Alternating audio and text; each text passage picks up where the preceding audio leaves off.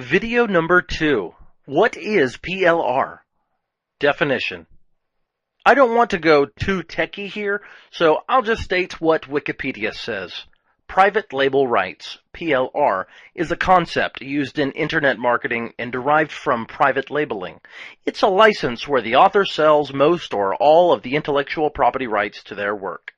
In other words, it's when you buy the rights to content from the author and can customize or change it in any way. Such as if I wrote a series of articles and then sold them, and the person to whom I sold them could alter them and use them however. For example, if writer A creates content, they may sell the private label rights to writer B and allow writer B to make certain allowable changes, add their name and company, etc., and then resell the content. In the PLR process, the original writer creates the content and then sells it for a one-time fee, while keeping copyright. The buyer is then free to use, alter, and distribute it in accordance with the PLR agreement. This agreement is set by the original writer and might include rebranding, modifying, or adding one's name to the product.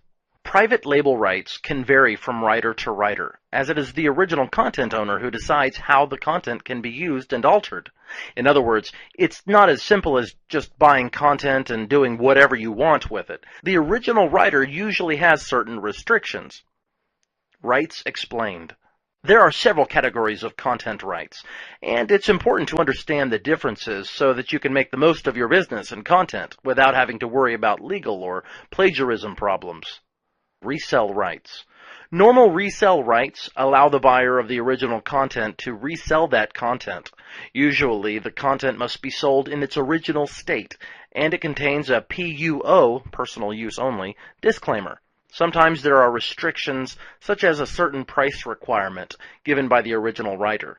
In this form, the original buyer can sell the product, but the subsequent buyers cannot.